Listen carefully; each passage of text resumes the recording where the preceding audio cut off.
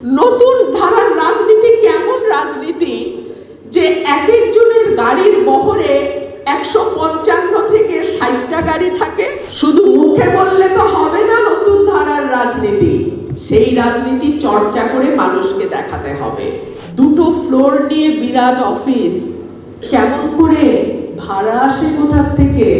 আমাদের তো 50 বছরের পুরনো দল, বাংলাদেশের সবচেয়ে জনপ্রিয় দল, বারবার ক্ষমতায় আসা দল।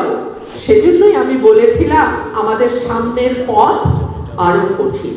আচ্ছা, নতুন ধারার রাজনীতিটা কেমন রাজনীতি বলেন তো? যে রাজনীতিতে দল গঠনের আগেই কোটি টাকা ব্যয়ে সরকারি যানবাহন ব্যবহার করে একটা বড় ইনঅগারেশন সেরেমনি করে ফেলা হয়। এটা কেমন নতুন সংস্কার, নতুন দল, নতুন কথা? নতুন ধারার রাজনীতি কেমন রাজনীতি যে এক একজনের গাড়ির বহরে 155 থেকে 60টা গাড়ি থাকে, পার গাড়ি 5000 টাকা করে ধরলেও তো 3 লাখ টাকা, নাকি? এই টাকা আসে কোত্থেকে? এই প্রশ্ন যদি করি, আমাদের তো 50 বছরের পুরনো দল, বাংলাদেশের সবচেয়ে জনপ্রিয় দল, বারবার ক্ষমতায় আসা দল, নতুন ধারার কথা বলছে। নিজের রাজনৈতিক জীবনে সেটা চর্চা করতে হবে।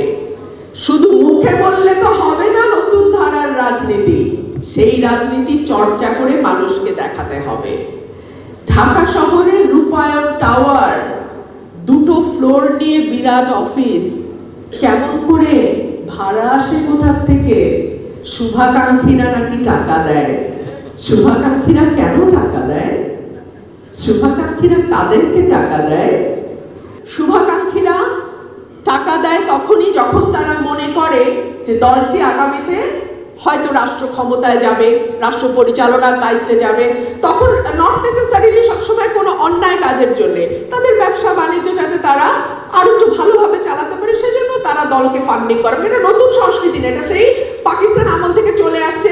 আপনারা ওয়েস্টে খবর নেন, ইউরোপ আমেরিকায় খবর নেন, সেখানেও কিন্তু বড় বড় ব্যবসায়ীরা রাজনৈতিক দলগুলোকে সহযোগিতা করে। কিন্তু কোন দলকে সহযোগিতা করে? যেই দলের ক্ষমতায় আছে বা ক্ষমতায় যাওয়ার সম্ভাবনা আছে। তাহলে কি আমরা ধরে নেব যে এনসিপি এখন ক্ষমতায় আছে? সেজন্যই আমি বলেছিলাম আমাদের সামনের পথ আরো কঠিন। কঠিন এই কারণে যে আপাত দৃষ্টিতে মনে হচ্ছে দলটি যেন ক্ষমতায় নেই, কিন্তু দলটি ক্ষমতায় আছে, ক্ষমতায় থাকার সকল সুযোগ সুবিধা তারা পাচ্ছে। এবং এই অবস্থায় তারা যদি নির্বাচনে যায়, আপনি কি মনে করেন যে আর 10টা দলের সঙ্গে তাদের একটা লেভেল প্লেইং ফিল্ড আছে? নো, তাদের লেভেল প্লেইং ফিল্ড নাই। একটা অসম ক্ষেত্রে আমাদেরকে নির্বাচনী যুদ্ধটা করতে হচ্ছে। এই সকল কিছু আমাদের ভাবতে হবে।